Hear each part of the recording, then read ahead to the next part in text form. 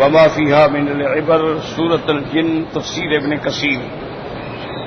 الحمد لله رب العالمين والصلاة والسلام على أشرف الأنبياء وسيد المرسلين سيدنا محمد وعلى آله وأصحابه أجمعين. اللهم صل على سيدنا محمد وعلى آل سيدنا محمد كما صليت على إبراهيم وعلى آل إبراهيم في العالمين إنك حميد مجيد.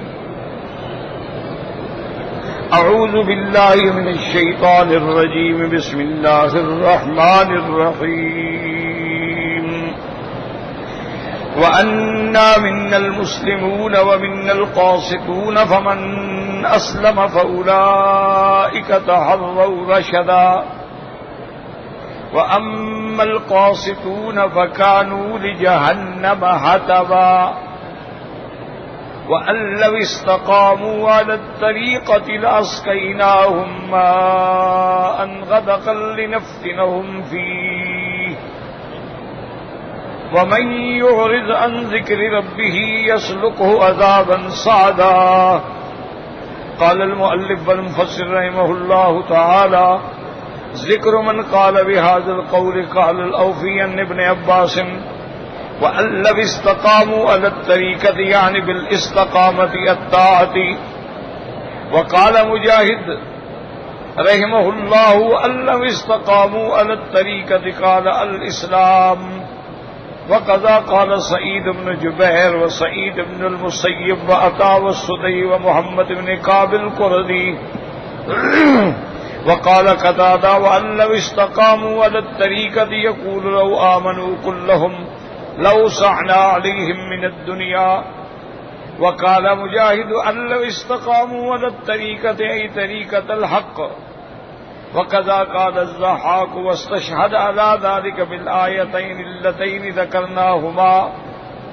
وكل هؤلاء أو أكثرهم قالوا في قولهم لنفتنهم فيه نبتليهم به.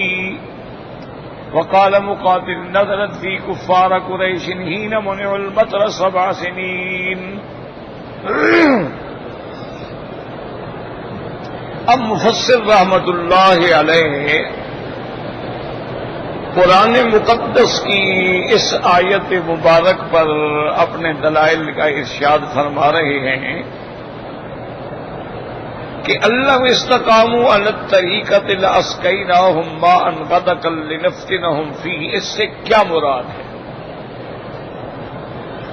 تو ایک قول تو اس میں مفسرین کا یہ ہے کہ یہ لوگ جو کافر ہیں، جو اپنے جانوں پہ ظلم کرنے والے ہیں، اگر اسلام کی طرف آ جائیں اور اسلام کی طرف لوٹ آئیں اور اسلام پر جمے رہیں تو ہم ان کو پلائیں گے بہت بڑا پانی. کیا مانا؟ ان کے رزق میں ہم وسعت فرما دیں گے، کیونکہ ہر چیز کی پیدائش جو ہے وہ پانی سے ہوتی ہے، لہذا نام تو پانی کا ہے لیکن مراد یہ ہے کہ ہم رزق بڑھا دیں گے، کیونکہ جب پانی نہیں ہوگا تو کوئی رزق ہو ہی نہیں سکتا. وَجَعَلْنَا مِنَ الْمَاءِ كُلَّ شَيْءٍ حَيٍّ. ہر چیز کی زندگی جو ہے وہ پانی سے. اسی طرح اللہ فرماتے ہیں: وَفِي السَّمَاءِ رِزْقُكُمْ. آسمانوں میں تمہارا رزق ہے. کیا مانا؟ ہم آسمانوں سے بارشیں برساتے ہیں تو تمہارا رزق پیدا ہوتا ہے. اور اسی طریقے سے اللہ تعالی نے ایک دوسری آیت مبارک میں بھی ارشاد فرمایا کہ وَلَوْ أَنَّهُمْ أَقَامُوا التَّوْرَاةَ وَالْإِنْجِيلَ وَمَا أُنزِلَ إِلَيْهِمْ مِنْ رَبِّهِمْ لَأَكَلُوا مِنْ فَوْقِهِمْ وَمِنْ تَحْتِ أَرْجُلِهِمْ. اگر یہود و نصارہ تورات و انجیل کے احکام پر پابند رہتے، ان کو قائم کرتے، اللہ فرماتے ہیں ہم ان کو ایسا رزق دیتے کہ اوپر سے بھی اور نیچے سے بھی، یعنی اوپر سے بارشیں برساتے اور نیچے سے ان کی کھیتیاں اگاتے. اسی طرح ایک تیسری آیت میں بھی اللہ پاک نے ارشاد فرمایا کہ وَلَوْ أَنَّ أَهْلَ الْقُرَىٰ آمَنُوا وَاتَّقَوْا. اگر یہ بستی والے ایمان لائیں، اللہ سے ڈریں، تو اللہ فرماتے ہیں لَفَتَحْنَا عَلَيْهِمْ. ہم آسمان و زمین کی برکتوں کے خزانے ان پہ کھول دیں گے. تو اب بات یہ سمجھیں کہ ایک تو اصول یہ ہو گیا کہ انفرادی ہو یا اجتماعی ہو، اگر لوگ ایمان پہ رہیں گے، اللہ کے رسول کے فرمان پہ پار بند ہوں گے، اللہ سے ڈریں گے، تمام منکرات سے اور حرام سے بچیں گے، تو اللہ ان کے لیے خالص رزق کے خزانے کھول دے۔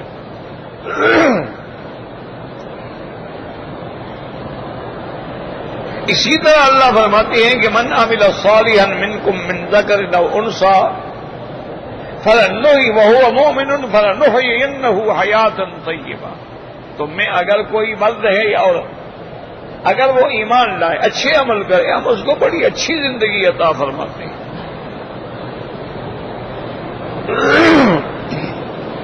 اور اس کی مثالیں قرآن میں بھی موجود ہیں اور پورے عالم میں بھی شواہد موجود ہیں۔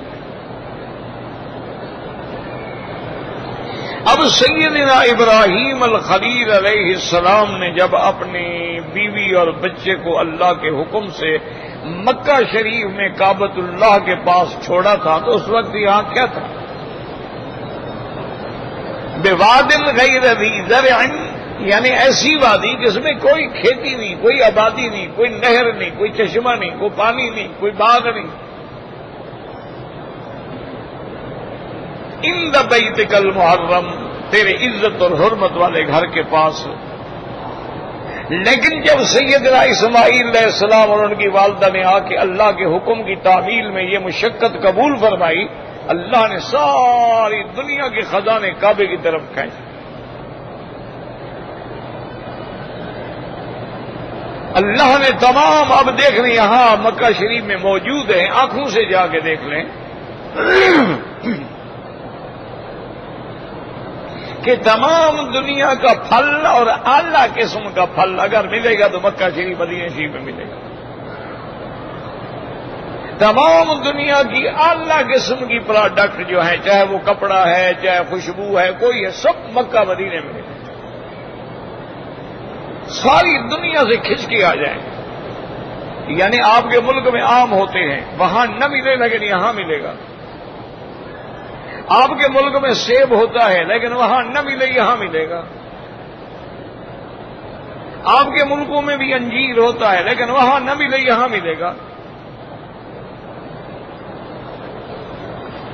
تو اس لیے یاد رکھیں کہ جب کوئی علاقہ لوگ ایمان پہ ہوتے ہیں تو اللہ اپنی رحمتیں نازل فرماتے ہیں، اور ان میں ان کی آزمائش بھی ہوتی ہے، امتحان بھی ہوتا ہے۔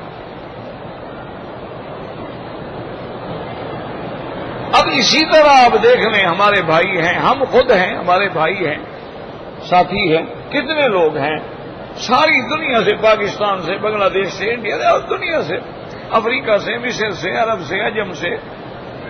جب اس ملک میں آئے تو ان کے پاس کیا تھا؟ یعنی 3 کپڑوں میں وہ بیچارے یہاں پہنچے، نہ رہنے کو جگہ ہے، نہ پیسہ ہے، نہ کوئی ہنر ہے، نہ علم ہے، نہ کوئی ڈگریاں ہیں۔ لیکن جب وہ اللہ کے دروازے پہ بس پکے ہو کے پڑ گئے، آج دیکھیں ان کی زندگیاں ماشاءاللہ، آج ان کے پاس پیسہ ہے، دولت ہے، گاڑیاں ہیں، کاریں ہیں، موٹریں ہیں، پیسوں میں کھیل رہے ہیں۔ جنہوں نے کبھی 100 ریال کے نوٹ بھی نہیں گنے ہوں گے نا، اب ماشاءاللہ وہ ملایین کا حساب کرتے ہیں۔ لیکن ساتھ یہ امتحان بھی ہے کہ دولت ملنے کے بعد بندے کا تبدیلی آتی ہے یا اپنے دین پہ جمع رہتا ہے۔ یہ دولت اور دنیا جو ہے یہ امتحان بھی ہے۔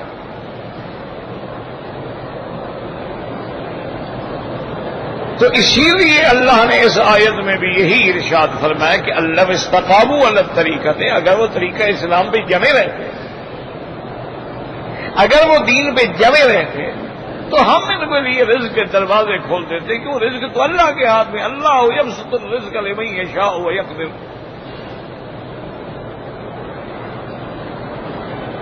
اب اس کی اور مثالیں بھی آپ دیکھ لیں، آنکھیں بند کر کے اپنے اپنے ملکوں میں اپنے اپنے علاقے پہ نظر ڈالیں۔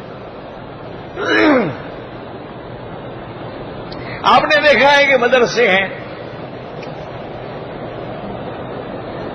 یا بعض بزرگوں کے مراکز ہیں، ان کی خانقاہیں ہیں۔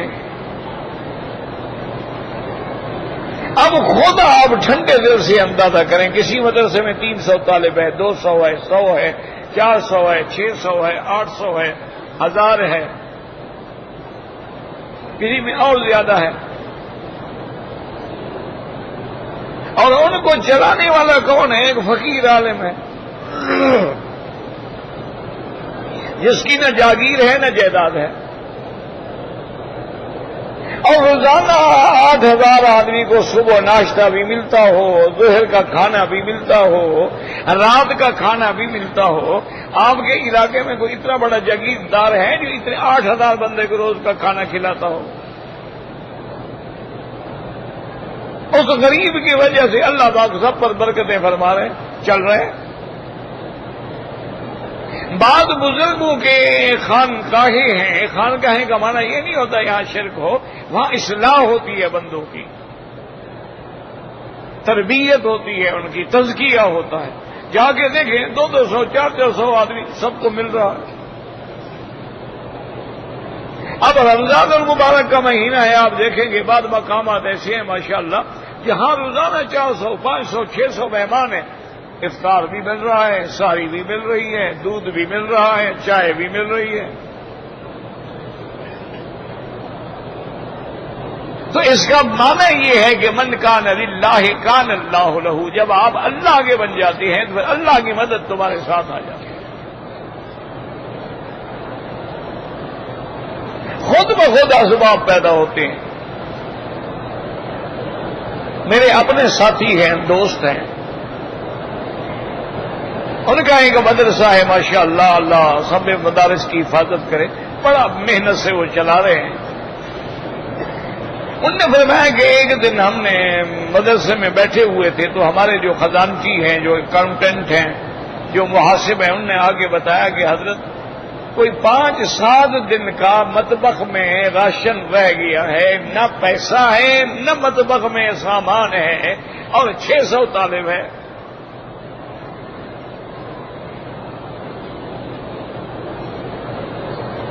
میں نے کہا ٹھیک ہے بھائی۔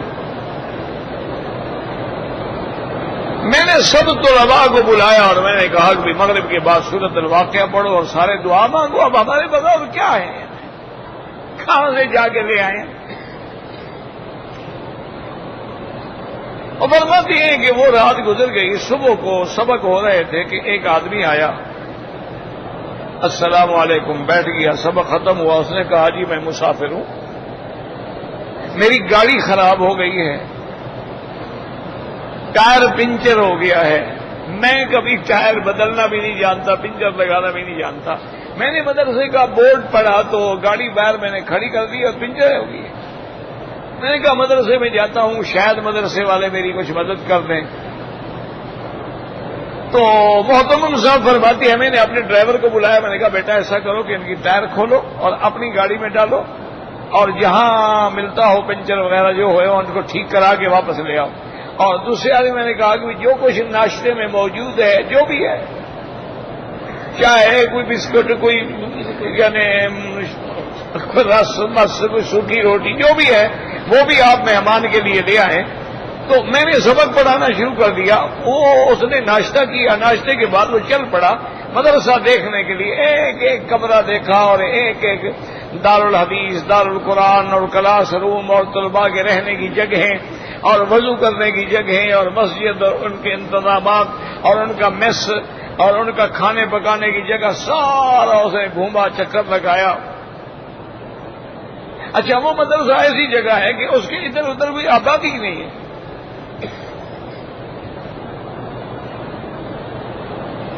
مولوی صاحب فرماتی ہیں کہ میں سبق سے فارغ ہو گیا، گاڑی ٹھیک ہو گئی، اس کی آ گئی تو اس نے کہا کہ حضرت میں اجازت چاہتا ہوں، اور اللہ تبارک و تعالیٰ آپ کو جزائے خیر دے، آپ نے میری مدد فرمائی ہے۔ میں اس وقت سفر میں ہوں، زیادہ تو مدرسے کی خدمت نہیں کر سکتا، یہ 5 لاکھ روپے کا چیک قبول فرما دیں، اور آئندہ بھی انشاءاللہ جو اللہ مجھے توفیق دے گا بھیجوں گا۔ اب دیکھیں نا کہ اس کی گاڑی وہیں پنچر ہونی تھی مدرسے کے پاس، اس نے پھر اندر آنا تھا، مدرسہ دیکھنا تھا، یقین ہو گیا بھی یہاں تو کام ہو رہا ہے، اور اپنی آنکھوں سے جا کے مطبخ بھی دیکھ لیا کہ اس میں تو کچھ بھی نہیں ہے، اور 600 مسافر بیٹھا ہوا ہے۔ تو اس طرح پھر اللہ تبارک و تعالی انتظام فرماتے ہیں۔ شرط یہ ہے کہ ایمان لے آؤ اور حرام سے بچ جاؤ، اور دنیا کو چھوڑ دو۔ یہ بڑی بدبخت بلا ہے، اس کے پیچھے جتنا بھاگو گے نہیں اور بھاگے گی، اور جب تم اس کو چھوڑ دو گے نہیں یہ تمہارے پیچھے بھاگے گی۔ یہ بڑی الٹی چیز ہے۔ حضرت نانوتوی رحمت اللہ علیہ نے لکھا ہے کہ میں مدرسے میں بیٹھا تھا، ایک آدمی آیا، میرا مرید تھا، پرانا تعلق والا تھا۔ اس دور میں اس نے کوئی چند گینیاں یعنی اشرفیاں، سونے کی اشرفیاں ہوتی تھی چھوٹی چھوٹی، پہلے دور میں یہ بڑا، یہاں بھی بڑا رواج تھا، لوگ پیسے رکھنے کے بجائے وہ اشرفیاں لے لیتے تھے، بھی سونا ہی ہے۔ تو اس نے چند گینیاں آگے پیش کی کہ حضرت یہ آپ کی خدمت میں ہیں۔ میں نے کہا بھی مجھے تو ضرورت نہیں ہے، فقیر کا تو خرچہ ہی نہیں ہے، تو میں کیا کروں گا سونے کی اشرفیاں لے کر۔ میں نے کہا بھی میرا تو کوئی خرچہ نہیں ہے، صبح کو میں ایک چائے کی پیالی پیتا ہوں، آدھی روٹی کھاتا ہوں، اسی طرح ظہر میں بھی آدھی روٹی اور رات کو بھی آدھی روٹی کھاتا ہوں، یہ تو میرا خرچہ ہے۔ اور لباس میرے 2 جوڑے ہیں، ایک دھو لیتا ہوں، ایک پہن لیتا ہوں، جب پرانا ہو جاتا ہے تو اللہ کوئی اور جوڑا بھیج دیتے ہیں۔ تو میں کیا کروں گا اللہ کے بندے سونے کو؟ انہوں نے کہا جی ٹھیک ہے، آپ ایسا کریں حضرت کے مہربانی کر کے یہ مدرسے میں دے دیں، آپ کو ضرورت نہیں ہے، مدرسوں کو تو ہر وقت ضرورت ہوتی ہے نا۔ تو حضرت نے فرمایا، میں نے اسے کہا اللہ کے بندے تم جو یہ کہہ رہے ہو، تمہارے سامنے مدرسہ ہے، محتمم ہے، وہاں مدرسے میں کیشیئر ہیں، وہاں خزانچی ہیں، وہاں جا کے جمع کراؤ، اپنی رسید لے لو، میں کیوں جا کے دوں بھائی؟ وہ چپ کر کے بیٹھا رہا۔ جب حضرت نماز پڑھانے کے لیے تشریف لے گئے، اس نے کیا کیا کہ وہ سونے کی گینیاں جو تھی نا حضرت کی جوتی میں رکھ دی، جوتی کے اندر چھپا کے رکھ دی۔ اب حضرت جب نماز پڑھ کے نکلے تو سنت یہ ہے کہ پہلے جوتے کو ایسے کھٹکھٹاؤ تاکہ کوئی اندر چیز تو نہیں ہے۔ تو حضرت نے جو جوتے کو مارا نا، وہ ساری گینیاں باہر آ گئی سونے کی۔ تو حضرت مسکرائے اور فرمایا جو ان کے پیچھے بھاگتا ہے یہ آگے دوڑتی ہے، اور جو ان کو چھوڑتا ہے تو پاؤں پڑتی ہے۔ فرمایا بھائی لے جاؤ مدرسے میں جمع کرا دو، فقیر کو تو ضرورت ہے نہیں، میرا خرچہ ہی نہیں، تو میں کیا کروں گا؟ تو اس لیے ہمیشہ یاد رکھیں کہ اگر تم نے غنی بننا ہے، اللہ پہ یقین کر لو، حرام سے بچ جاؤ، گناہوں سے بچ جاؤ، فیصلہ کر لو کہ رمضان المبارک کا مقدس مہینہ، رحمت والا، مغفرت والا، عتق والا، لیلۃ القدر والا، جس پر اللہ کے فرشتے سائے کر کے کھڑے ہوتے ہیں، اور فرشتے آ کے اللہ والوں سے مسافے بھی کرتے ہیں،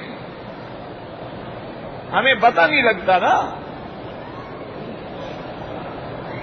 تتنزل علیہم الملائکۃ والروح فیہا، تتنزل الملائکۃ والروح فیہا بإذن ربہم من کل امر، سلام ہی حتی مطلع الفجر۔ اللہ نے فرمایا لیلۃ القدر میں فرشتے اترتے ہیں، جبریل اترتا ہے۔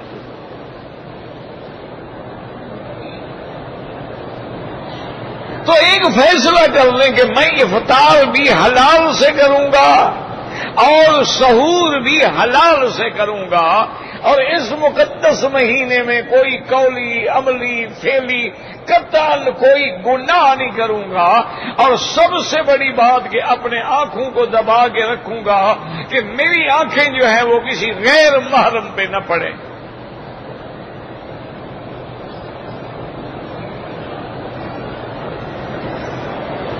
اور زیادہ عبادت نہ بھی کر سکو، فرائض اللہ پابندی سے پڑھو،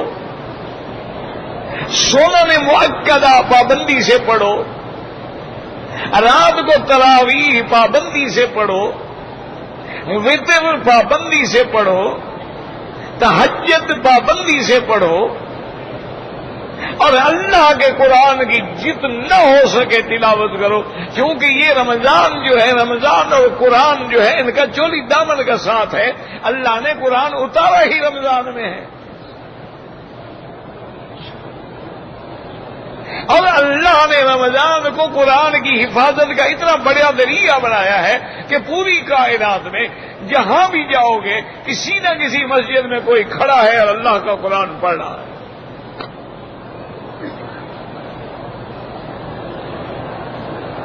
اور کوئی وظیفے شریفے ڈھونڈنے کی ضرورت نہیں ہے، نہ کوئی چلے کرنے کی ضرورت ہے، اور نہ ایک ٹانگ پہ کھڑے ہونے کی ضرورت ہے، قرآن سے بڑا کوئی وظیفہ ہی نہیں ہے۔ اللہ کے قرآن کی تلاوت کریں، اور کم از کم 3 پارے روز کے تلاوت کریں، تاکہ رمضان میں تیرے 3 ختم کم از کم ہو جائیں، اور قرآن جب پڑھیں تو غور کر کے پڑھیں، جیسے اس طرح سے بال کٹتے ہیں ایسے قرآن نہ پڑھیں، غور کریں۔ الحمدللہ رب العالمین الرحمن الرحیم مالک یوم الدین۔ حضور نماز میں ایک ایک آیت پڑھی، یہ نہیں کہ اللہ اکبر، یہ کوئی نماز ہے؟ قرآن ہے۔ اس طرح پڑھنے سے تو قرآن لعنت کرتا ہے پڑھنے والے پر۔ ایک ایک آیت پڑھیں اور سانس کھول دیں وہاں، الحمدللہ رب العالمین الرحمن الرحیم مالک یوم الدین ایاک نعبد و ایاک نستعین۔ ایک ایک آیت پہ سانس نکال لیں اور ایک ایک حرف پہ غور کریں، اور اگر قرآن دیکھ کے پڑھ رہے ہیں تب بھی اسی طرح ایک ایک آیت پڑھیں، اور تمہیں پتہ ہو کہ میں کیا پڑھ رہا ہوں۔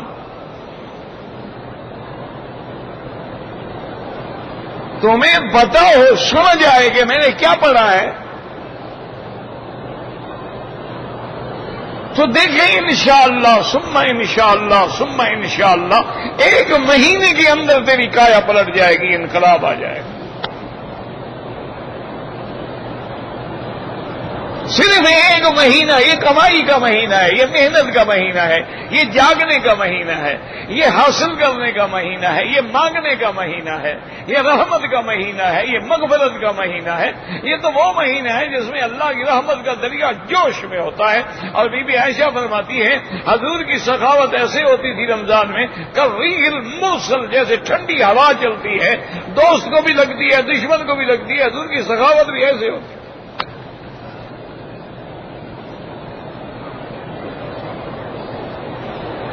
اگر کسی کو افطار کرا سکتے ہیں، یہ دعوتیں اور پارٹیاں اور افطار پارٹیاں یہ سارا ڈھونگ ہے، یہ ریا ہے، یہ منکرات میں ہے، یہ کوئی کھانا بھی جانا بھی جائز نہیں، یہ تو دکھلاوا ہوتا ہے نا۔ فلاں آدمی کی جی آج بڑی گرینڈ افطار پارٹی تھی، جناب کمال ہے، 20 ڈشیں تھی، نماز مغرب ختم، عشاء ختم، پارٹی ہو رہی ہے۔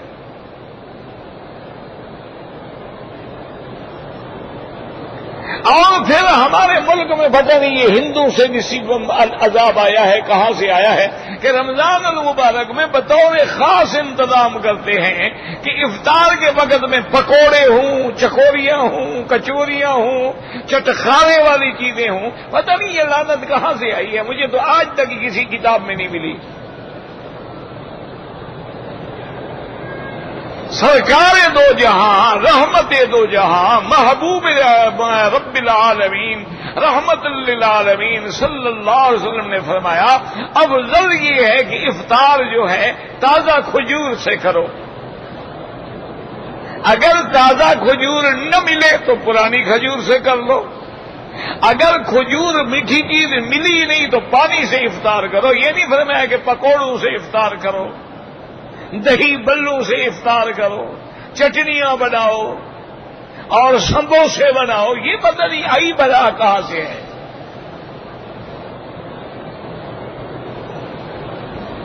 نہ ایمان سے کہیں جو آدمی افطار کے وقت میں 1 کلو سموسے اور آدھا کلو پکوڑے اور ماشاءاللہ 2 کلو کا گوشت کھا کے وہ تراویح پڑے گا، اس کو تو ہوش ہی نہیں ہوگا انشاءاللہ، وہ تو پڑا ہوگا وہاں. وہ تو جناب جس نے ماشاءاللہ روح افزا کے 6 گلاس بھی اندر ڈالے ہوئے ہوں، اور ماشاءاللہ جس نے بڑے مرغن غذائیں اور مرغ مسلم اور سٹیم روسٹ کھائے ہوئے ہوں، وہ تراویح پڑے گا. وہ ایک تھے قاسمی صاحب تھے، بڑا مزاحیہ شاعر بھی تھا، فوت ہو گئے، اللہ ان کی قبر پہ رحمت کرے. ان کے ایک بھائی تو میرے خیال میں زندہ ہے. تو انہوں نے ایک نظم لکھی تھی پنجابی میں کہ جنہ پیتیاں شراباں وہ ستے پے نے، جنہ پیتیاں شراباں وہ ستے پے نے، جی میں روڑی اتنے سانسیاں دے کتے پے نے. بات تو ٹھیک ہے. جو لوگ افطار کے وقت سب سے پہلے سگریٹ جلاتا ہو، یہ افطار ہے؟ ایمان سے کہو. سارے دن کا نشہ ٹوٹا ہوا ہے نا، وہ کہتے جلدی سے نماز پڑھ کے نکلو یار میں نے سگریٹ پینی ہے. ایسے روزے رکھنے کا کیا فائدہ ہے؟ کس کو دھوکہ دے رہا؟ اللہ میاں کو.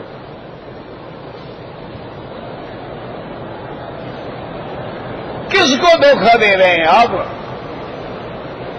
اچھا بات ایسی ہوتی ہے ماشاءاللہ ویسے روزہ ہے لیکن گالیاں بکتے ہیں سارا دن، دھیرے کا بھی فائدہ نہیں ہے. بعض لوگ ہیں روزہ رکھتے ہیں غیبت کر رہے ہیں، دھیرے کا بھی فائدہ نہیں ہے.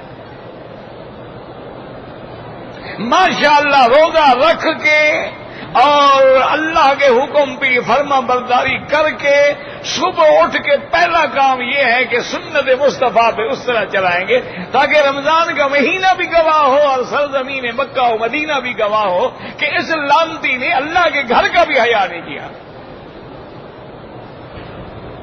اور یار 1 مہینہ تو شرم کر لو. وہ فلم سٹار بھی شکل بنا لیتے ہیں، وہ تھیٹر کے مراسی بھی شکلیں بنا لیتے ہیں، تم بھی 1 مہینہ تو اپنی شکل نبی والی بنا لو. 1 مہینہ تو سنت رسول رکھ لو.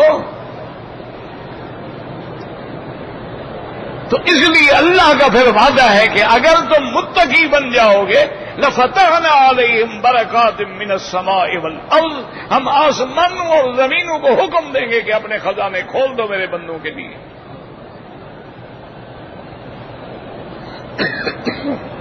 آج تمہارے ملک میں نہ بجلی ہے، نہ آٹا ہے، نہ پانی ہے، نہ کھانا ہے، نہ پینا ہے. لوگ ٹکرے مار کے مر رہے ہیں، بچے بیچ رہے ہیں، لڑکیاں بیچ رہے ہیں، گردے بیچ رہے ہیں. میں اللہ کے گھر میں کہتا ہوں ایمان سے ساری مخلوق اللہ کے دروازے پہ گر جاؤ اور توبہ کر لو، اور جتنی بے حیائی کے کام ہیں وہ بند کر دو، سود بند کر دو، فلمیں بند کر دو، اریانی بند کر دو. اللہ تیرے ملک میں اتنا دولت ہے، اتنا خزانہ ہے، اتنا سرمایہ ہے کہ تم تو ساری دنیا کو دینے والے بن جاؤ گے.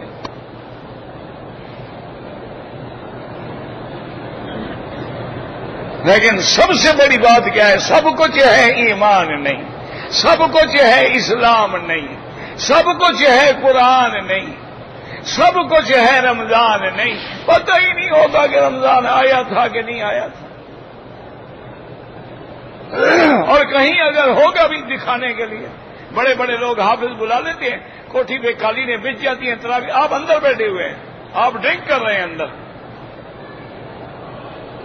باہر حافظ صاحب کھڑے ہوئے. ایک بہت بڑے پیر تھے آپ کے، ابھی تو فوت ہو گئے.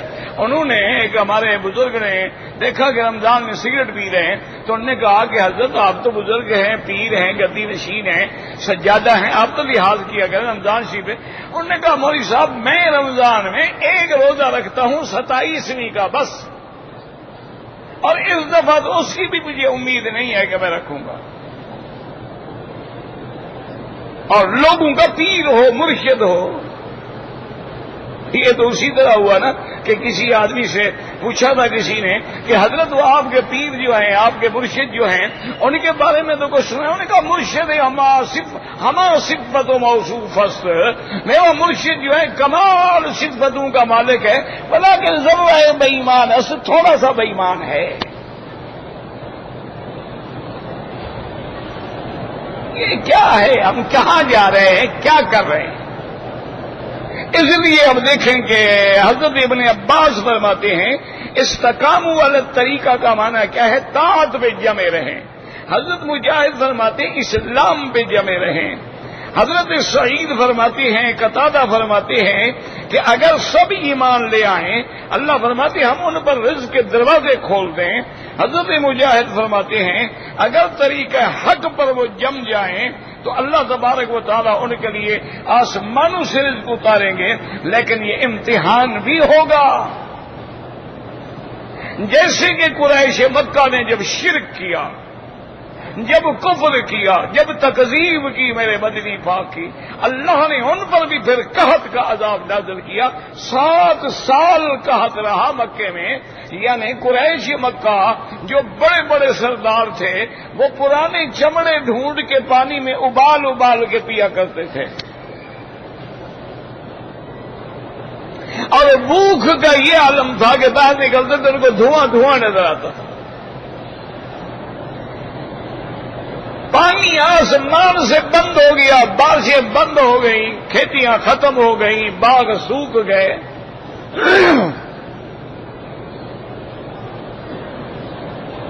اسی دور میں ابو سفیان کافر تھا، بعد میں ایمان لائے رضی اللہ عنہ، مدینہ منورہ میں آئے اور انہوں نے آگے عرض کیا کہ یا رسول اللہ صلی اللہ علیہ وسلم ہم کافر ہیں، مشرک ہیں، جیسے ہیں تمہارے رشتے دار تو ہیں، آپ خوش ہیں کہ ہم بھوک سے مر جائیں؟ آپ ہماری مدد بھی کریں، ہمارے لیے دعا بھی کریں۔ حضور پاک نے حکم دیا مدینے والوں کو کہ جن کے پاس جو کچھ ہے، غلہ ہے، کھانے کا سامان ہے، کھجوریں ہیں، جو کچھ ہے سب بھیجو، اور دعا بھی فرمائی تو اللہ نے عذاب اٹھا لیا۔ تو یہ امتحان ہوتا ہے، کبھی دے کے امتحان لیتے ہیں، کبھی چھین کے امتحان لیتے ہیں، یاد رکھو۔ کبھی اللہ انعام دے، وَإِذَا أَنْعَمْنَا عَلَى الْإِنسَانِ أَعْرَضَ وَنَأَىٰ بِجَانِبِهِ وَإِذَا مَسَّهُ الشَّرُّ كَانَ يَئُوسًا۔ اللہ فرماتے ہیں جب ہم بندے پہ انعام کرتے ہیں ماشاءاللہ تو پھر ہمیں تو بھول جاتا ہے نا، اب جب تکلیف ہوتی اب بیٹھا ہے جناب نا امید ہو کر۔ اور ایک دوسری آیت میں اللہ فرماتے ہیں کہ جب ہم بندے پر ابتلا ڈالتے ہیں پھر بڑی لمبی لمبی دعائیں کرتا ہے، اور جب ہم وہ عذاب اٹھا لیتے ہیں، رحمت بھیج دیتے ہیں، ہمیں بھول جاتا ہے۔ تو اس لیے یہ دولت جو ہے امتحان ہے، اور کبھی امتحان دے کے ہوتا ہے، کبھی امتحان چھین کے ہوتا ہے، لیکن آدمی کو چاہیے ہر حال میں مل جائے شکر کرے، اور نہ ملے تو صبر کرے۔ حضرت بائی عزیز بستانی رحمت اللہ علیہ بہت بڑے ولی گزرے ہیں،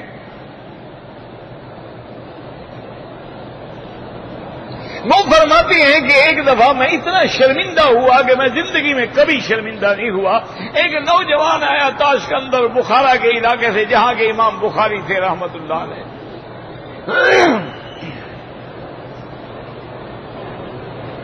وہ آگے بیٹھ گیا، حال حوال ہوا، سلام دعا ہوئی، تو اس نے پوچھا کہ حضرت آپ کا اور آپ کی جماعت کا کیا حال ہے؟ تو میں نے یہی کہا، میں نے کہا جی مل جاتا ہے تو شکر کرتے ہیں، نہیں ملتا تو صبر کرتے ہیں۔ اب دیکھیں وہ کتنے اونچے مقام کا آدمی تھا۔ حضرت باجید فرماتے ہیں کہ وہ نوجوان تھا لیکن ہنسنے لگ گیا۔ تو میں نے کہا بیٹا ہنستے کیوں؟ انہوں نے کہا ہمارے ملک میں کتے بھی ایسے ہوتے ہیں، ہڈی ڈال دو تو کھا لیتے ہیں، نہ ڈالو تو گھر پہ دروازے پہ پڑے تو رہتے ہیں، دروازہ بھی تو نہیں چھوڑتے۔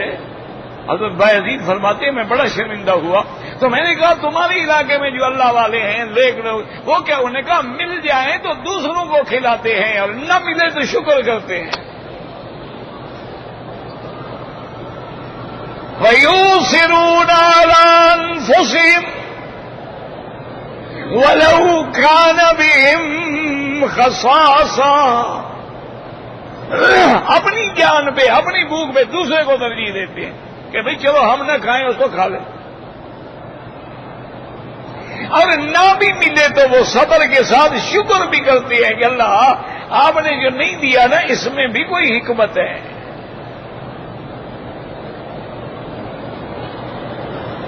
اس کے اندر بھی تیری کوئی حکمت ہے۔ اب ایمان سے دیکھیں نا جی، جب ہم طالب العلم تھے مدرسوں میں پڑھتے تھے تو روٹی شوٹی تو آتی تھی، مانگی تانگی ادھر ادھر سے روٹی آتی تھی، کٹھی ہوتی تھی۔ اچھا ایک بڑا برتن ہوتا تھا، مجھے یاد ہے، دال بھی اسی میں، سالن بھی اسی میں، ساگ بھی اسی میں، سبزی بھی اسی میں، سب اسی میں ڈال دیتے تھے اور بیٹھ کے کھاتے تھے۔ تو کبھی حصے میں آدھی روٹی آتی تھی، کبھی چوتھا حصہ آتا تھا، کبھی پوری روٹی بھی مل جاتی تھی، لیکن کسی طالب کی تہجد تک قضا نہیں ہوتی تھی۔ جب پراٹھے کھانے شروع ہوئے نا فرض پڑھنا بھی مشکل ہوتا ہے۔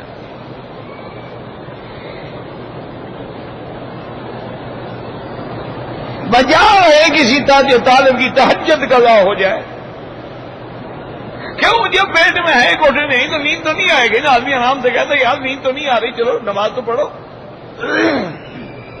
اور جس نے ماشاء اللہ یہ حلوہ شریف کھایا ہوا ہو، یا جس نے 7 پرت کے پراٹھا شریف کھایا ہوا ہو، تو انشاءاللہ پھر موت شریف ہے، مولوی جگائے گا۔ تو اس لیے اللہ تبارک و تعالی نے یہاں فرمایا ہے، ایک قول یہ ہے اور دوسرا قول جو ہے مفسر رحمت اللہ علیہ نے اس کے بعد ذکر فرمایا ہے۔ بہرحال دل سے دعا کر لیں کہ اللہ ہمیں رمضان کے استقبال، اکرام، احترام کی توفیق عطا فرما دے، اور جب رمضان کا مہینہ جائے تو ہمارے لیے سفارشی بن کے جائے، ہمارے اوپر گواہ نہ بنے۔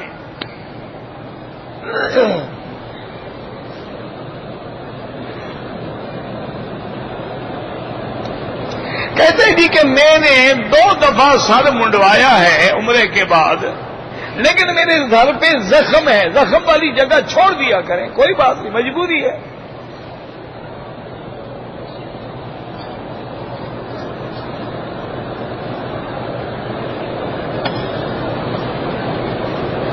میں نے عمرہ کیا، صفا بھی کیا، طواف بھی کیا، لیکن میرے بال چونکہ چھوٹے چھوٹے تھے کہیں سے ٹک لگوا لیے، چھوٹے چھوٹے تھے تو اس طرح پھروانا تھا آپ نے، ٹک کیسے لگوا لیے؟ اس طرح بھی پھرواؤ اور دم بھی ادا کرو۔ ایک بال چھوٹے تھے، دوسرا سے ٹک لگوا لیا۔ بھائی میں نے، آپ نے لکھا ہے میرے پاس کتاب نہیں ہے، اگر ہوتی میں الحمدللہ، میرے دل میں کسی کے لیے اعتراض نہیں ہے، نہ بغض ہے نہ اناد ہے۔ میرے پاس مجروحین ابن حبان نہیں ہے، میں نے 1-2 دوستوں سے بھی پوچھا، ان کے پاس بھی نہیں ہے۔ اگر آپ نے حوالہ جب پڑھا ہے اس کا معنی ہے آپ کے پاس ہے تو لے آؤ، اور انشاءاللہ تیرے سمجھنے میں غلطی ہوگی، کیونکہ بعض اوقات فقہا کے کلام جو ہیں وہ ایسے ہوتے ہیں، سمجھنے کے لیے بھی علم کی ضرورت ہوتی ہے۔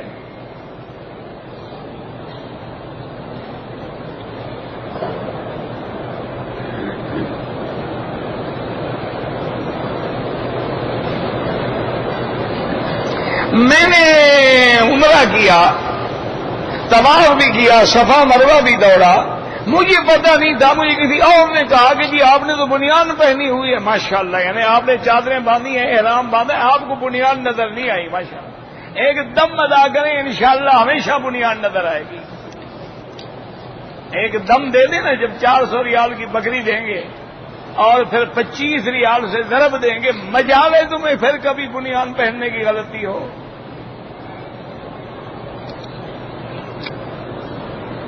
احرام کی حالت میں غسل کر سکتے ہیں، بالکل کر سکتے ہیں، لیکن صابن نہ ہو، خوشبو والے شیمپو ویمپو نہ ہو۔ گرمی کا ادارہ کرنا ہے، پانی ڈال لو۔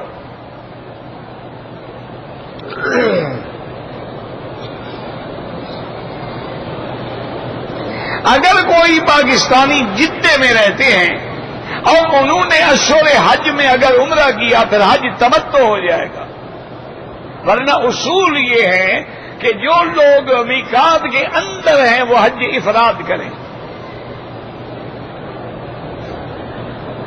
حج تمتع جب کریں گے، صاف بات ہے، نیت ہوگی تو کریں گے نا۔ پہلے ہم حج کے مہینوں میں عمرہ کریں گے اسی نیت سے کہ حج تمتع کے لیے میں عمرہ کر رہا ہوں، پھر اسی سال حج کریں گے۔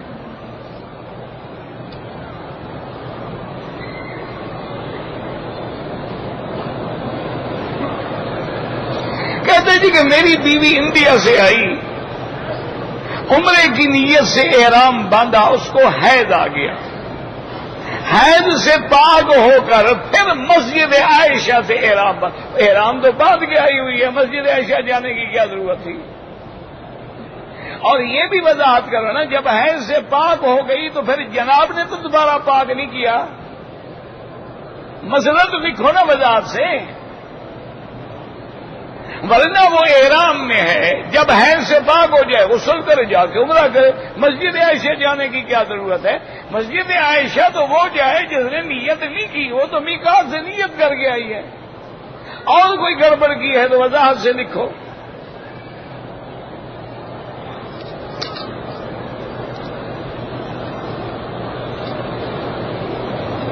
اگر استنجا جو ہے ڈیلے اور پیپر کے بجائے صرف پانی سے کیا جائے وہ بھی جائز ہے۔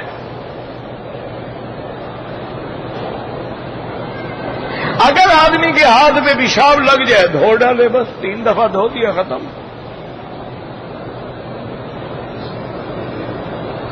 کہتے جی کہ طواف بیت اللہ کی فضیلت قرآن میں ہے تو حکم قرآن میں ہے کہ نہیں ہے؟ وَلْيَطَّوَّفُوا بِالْبَيْتِ الْعَتِيقِ طَهِّرْ بَيْتِيَ لِلطَّائِفِينَ وَالْعَاكِفِينَ وَالرُّكَّعِ السُّجُودِ۔ نماز کا ذکر بعد میں ہے، طواف کا ذکر پہلے۔ اسی لیے تو ہم کہتے ہیں کہ قرآن حدیث کے بغیر سمجھ نہیں آئے گا، اور حدیث فقہ کے بغیر سمجھ نہیں آئے گی۔ اب قرآن نے طواف کا حکم دیا، میرے مدنی پاک نے بتلایا ایک طواف کا اتنا ثواب ہے کہ ولد اسماعیل سے کوئی عبد خرید کر کے آزاد کرو، اتنا بڑا ثواب ملتا ہے۔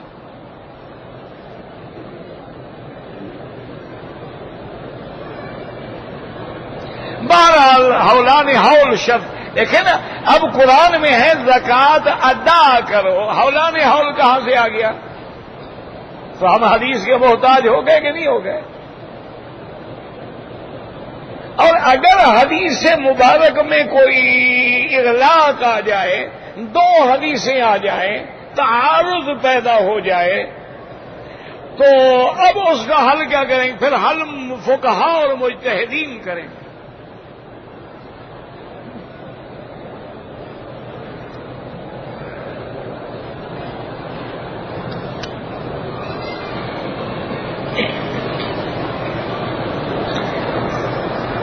اگر آپ کی زکوٰۃ آپ کے کاروبار کا حساب ہوگا 4 مہینے بعد، لیکن آپ رمضان میں زکوٰۃ دے دیں، بالکل دے دیں، پیشگی زکوٰۃ دینا بھی جائز ہے، اندازہ کر کے دے دیں۔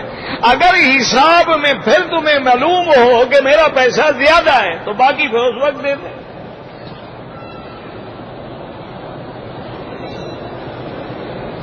رمضان المبارک میں بیان جو ہے نا میرے بھائی، وہ اردو میں نہیں ہوتا۔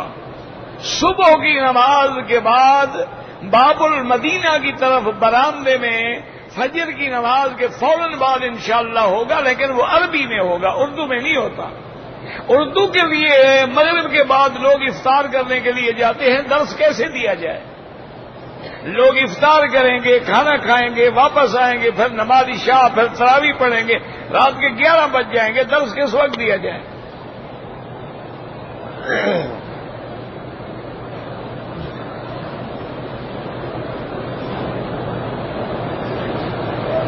میں چھٹے چکر میں تھا، نماز شروع ہو گئی، میں وہی بیٹھ گیا، ٹھیک ہے، نماز پڑھ کے پورا کر دے، بالکل ٹھیک۔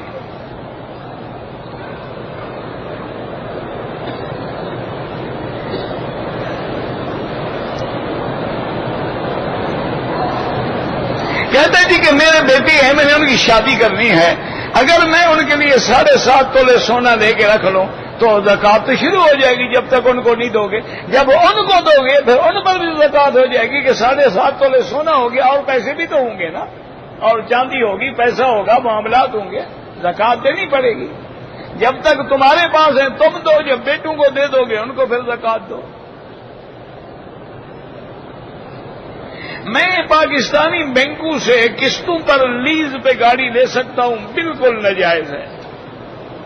بھائی بات سمجھو، ایک ہے کہ ہم نے بینک سے جا کے 10 لاکھ روپے لیے گاڑی خریدنے کے لیے، ہم نے گاڑی خرید لی، پھر ان کا جو پرسنٹیج ہے 20% یا 16% یا 14%، وہ ہمیں دینا ہوگا، یہ سود ہے۔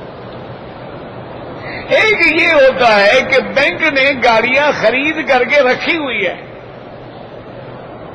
ان کے نام گاڑیاں ہیں، کاغذات بینک کے نام ہیں، وہ کہتے ہیں جی یہ 10 لاکھ کی گاڑی ہے لیکن ہم 11 لاکھ میں بیچیں گے، آپ نے لینی ہے تو لے لو، پیسے ہمیں سال کے بعد دے دینا۔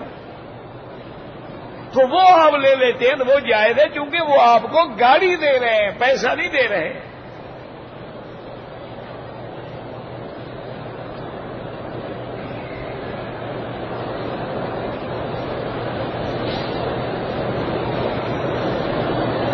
کہتے کہ میری بیٹیاں میری جائیداد سے حصہ مانگتی ہیں، میں نے ان کی شادی پہ خرچ کر دیا۔ جناب حصہ لیں گی، نہیں دو گے تو پھر جہنم میں جانا ہوگا۔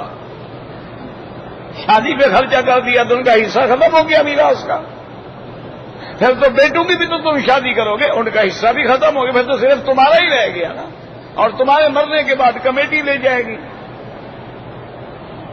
اللہ کے بندے سب کو حصہ ادا، شادی پہ خرچہ کرنا کرو، شادی پہ خرچہ جی وہ تو تم نے اپنے ناک رکھنے کے لیے کیا ہے، آپ بالکل نہ کریں خرچہ شادی پہ۔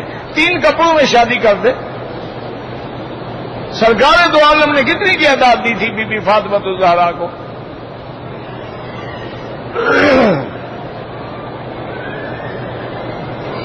میں نے زمین خریدی ہے، اگر زمین میں جو آبادی ہوگی اس سے عشر دیں گے، زمین پہ زکات نہیں ہے۔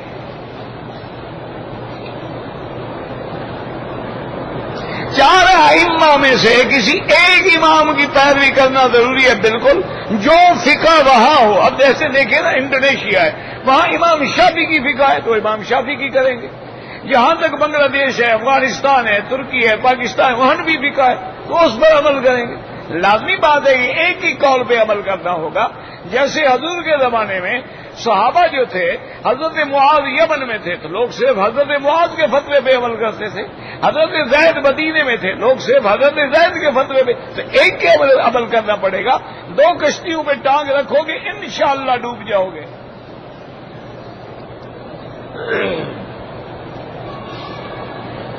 قرآن میں یہی ہے نا کہ فَاسْأَلُوا أَهْلَ الذِّكْرِ، ذکر والے، تو ہم ایک ذکر والے سے پوچھ رہے ہیں، ضروری ہے کہ ہم سب سے پوچھیں؟ تو جس ذکر والے کی فقہ ہمارے پاس ہوگی ہم اسی سے پوچھیں گے۔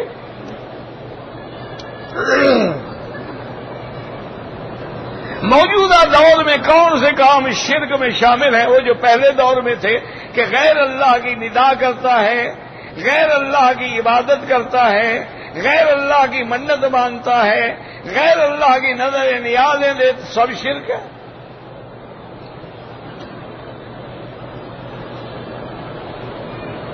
قرآن کریم یہاں اردو ترجمے سے چھپا ہے، بالکل پڑھے، کیوں نہ پڑھے؟ بھائی مسائل مختلف ہوتے ہیں، تمہیں مسائل سے کیا تعلق ہے؟ وہ تو علماء کا کام ہے، تم ترجمہ پڑھو، فائدہ اٹھاؤ۔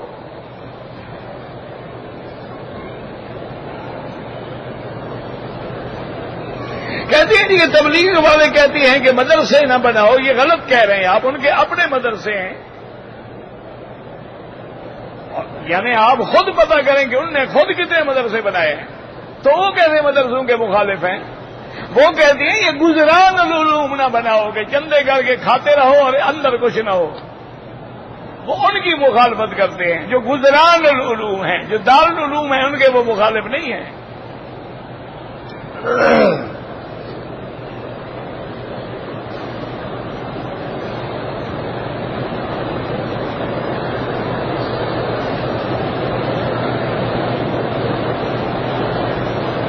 بہرحال آپ کو اللہ نے ہدایت دے دی ہے، اللہ کا شکر ادا کرو، سابقہ غلط زندگی کے لیے توبہ کریں، استغفار کریں، اور اپنی اولاد کے لیے کوشش کریں کہ رزق حلال کھلائیں۔ جو غلطیاں ہو گئی بس توبہ کرو۔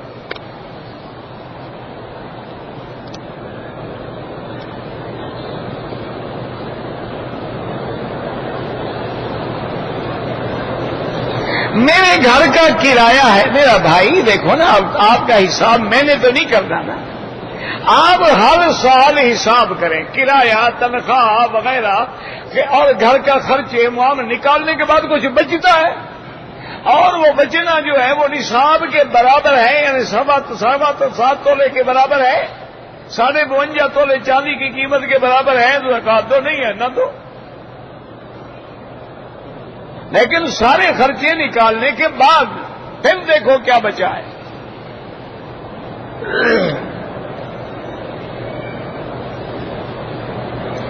ایک مسافر ہے، اس نے مقامی مقیم امام کے پیچھے مثلاً 4 رکعت عشاء وہ پڑھا رہا ہے، مسافر جو ہے وہ 1 رکعت میں ملا ہے۔ اب جب امام سلام پھیرے گا وہ کتنی رکعتیں پڑھے گا؟ وہ پوری 3 پڑھے گا، چونکہ امام کے تابع ہونے کے بعد اب اس کا مسافرت والی بات ختم، اب وہ امام کے تابع ہے۔ یہی تو ہم کہتے ہیں کہ امام کے بغیر گزارا نہیں، حالانکہ اس نے 2 رکعت پڑھنی تھی، لیکن جب مقیم امام کے پیچھے نیت کر لی اب پوری پڑھے گا۔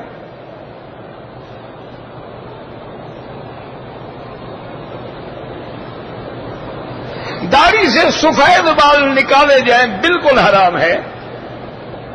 سیدنا ابراہیم الخلیل علیہ السلام کی داڑھی مبارک میں جب سفید بال آئے وہ پہلی دفعہ دیکھا نا، تو کہا اللہ بھی ہے یہ کیا ہے؟ اللہ نے فرمایا یہ تو تمہاری بزرگی اور وقار کی علامت ہے۔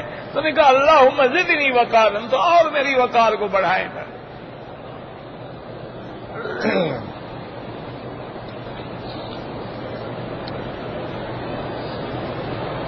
میں ایسے لوگوں کے ساتھ رہتا ہوں جو نماز نہیں پڑھتے، ان کو ہدایت کرو، نہیں مانتے علیحدہ ہو جاؤ۔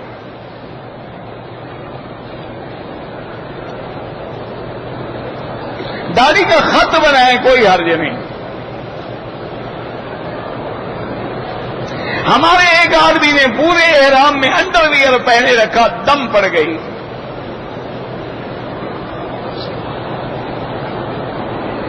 طائف میں کون کون سی زیارات ہیں؟ بڑی ہے، اللہ معروف تو حضرت ابن عباس رضی اللہ تعالیٰ عنہ کی مزار ہے، اور پھر آگے بی بی حلیمہ سعدیہ کا گھر ہے جہاں حضور کا بچپن گزرا ہے، رضاعت کا، اور بھی بہت ساری چیزیں ہیں۔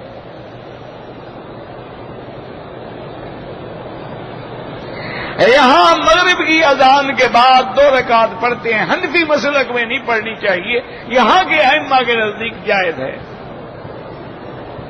شیعہ والوں کے ساتھ اتحاد، اتفاق، محبت بالکل نہیں ہونی چاہیے۔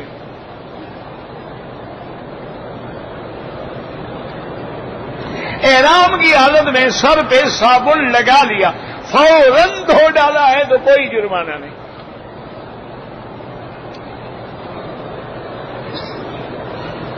میں احرام کی حالت میں رات کو لیٹا تو چادر منہ پہ آ گئی، کوئی بات نہیں۔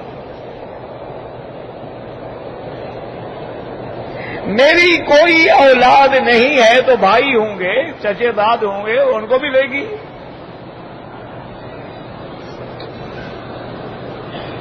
15 شعبان کے روزے کا کوئی حکم نہیں ہے، اگر ہر مہینے تم 13, 14, 15 کا رکھتے ہو تو پھر رکھ لو. کہتے تھے کہ رمضان میں تراویح پڑھنا افضل ہے یا طواف؟ طواف نفلی عبادت ہے، تراویح تو سنت مؤکدہ ہے. خدا کے بندے تراویح کیسے چھوڑ سکتے ہو؟ فرضوں کے بعد اجتماعی دعا کریں یا نہ کریں کوئی مسئلہ نہیں، دونوں حالتوں میں جائز ہے. ہمارے علاقوں میں مردے کے اوپر بھی کپڑے ڈالتے ہیں، تمہاری برادری کا رواج ہے، بدعات ہے، شریعت میں اس کا کوئی حکم نہیں. زندگی میں اس کو انہوں نے کوئی قمیض بھی نہیں دیا ہوگا، مرنے کے بعد چادریں ڈال رہے ہیں. ماشاء اللہ، انشاءاللہ وہ چادریں بھی مولوی لے جائے گا، اس کو بھی نہیں ملیں گی وارثوں کو.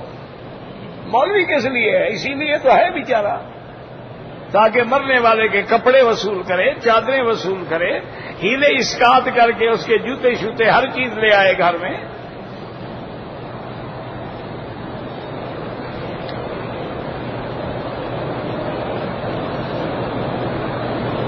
میں منگل کے روز پہنچا، عمرے کے اعمال نہیں کر سکا، تھک گیا، طبیعت خراب تھی، احرام کھول دیا. 2 دن کے بعد عمرہ کیا. ایک بکری دم بھی ادا کریں اور میقات کے عمرے سے بھی آپ محروم ہو گئے. تھک گیا تھا جناب، کوئی ایسا پیدل چل کے آئے تھے آپ پاکستان سے؟ نہ، تھکاوٹ جو ہو گئی، پیدل آئے تھے، اونٹ پہ آئے، گھوڑے پہ آئے، گدھا پہ آئے. ہوائی جہاز میں آ کے تمہیں تھکاوٹ ہو گئی، ایئر کنڈیشن گاڑیوں میں، بسوں میں تھکاوٹ ہو گئی. کیوں بہانے بناتے ہو؟ پھر آنے کی کیا ضرورت تھی؟ اگر آپ کے پاؤں میں مہندی لگی ہوئی ہے تو پھر گھر بیٹھے رہتے. اب عمرہ بھی تمہارا کیا میقات کا اور دم بھی پڑ گئی.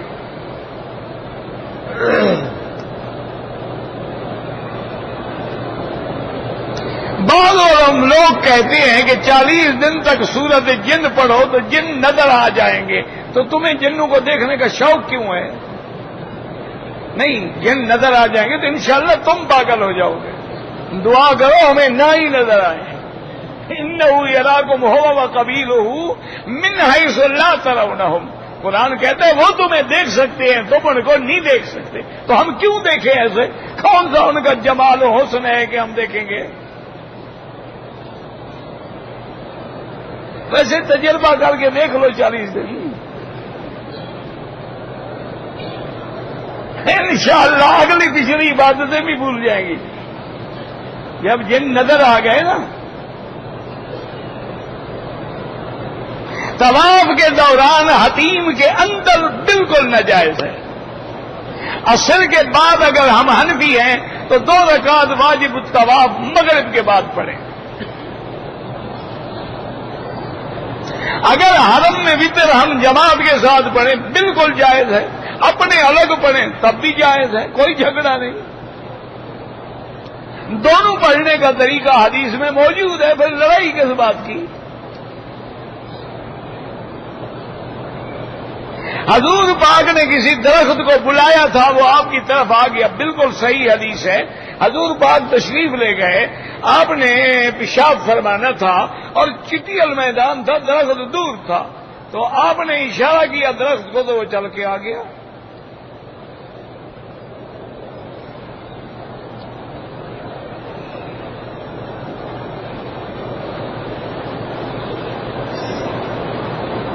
میں نے طواف 11 بجے رات کو کرنے کے بعد سو گیا. صبح اٹھنے کے بعد میں نے بال بھی کتروائے اور احرام پہلے اتار دیا. اگر احرام اتار دیا اور کپڑے پہن لیے دم پڑ گئی. صرف طواف کر کے احرام کھول دیا، دم ادا کرو، کیونکہ صفا مروہ واجب ہے، تم نے واجب کو چھوڑ دیا ہے. میرا بھائی ایک بات مہربانی کرو، اللہ پاک لے آئے ہیں تو عمرے کی کتابیں لے لو، طواف کی کتاب لے لو، حج کی کتاب لے لو، 8-10 دفعہ اس کو پڑھ لو. نہ سمجھ آئے پنسل سے نشان لگا لو، کسی عالم سے جا کے سمجھ لو. کیوں اپنے عمرے، اپنی زیارات، مدینے پاک کی حاضری، مکے کا قیام، روزہ، افطار، رمضان کیوں خراب کرتے ہو؟ سیکھ لو، کون سا مشکل مسئلہ ہے؟ اللہم صلی علی سیدنا محمد وعلى آل سيدنا محمد كما صليت على إبراهيم وعلى آل إبراهيم في العالمين إنك حميد مجيد يا حي يا قيوم يا ذا الجلال والإكرام يا حي يا قيوم برحمتك يا أرحم الراحمين يا حي يا قيوم برحمتك نستغيث اللهم ارزقنا الإخلاص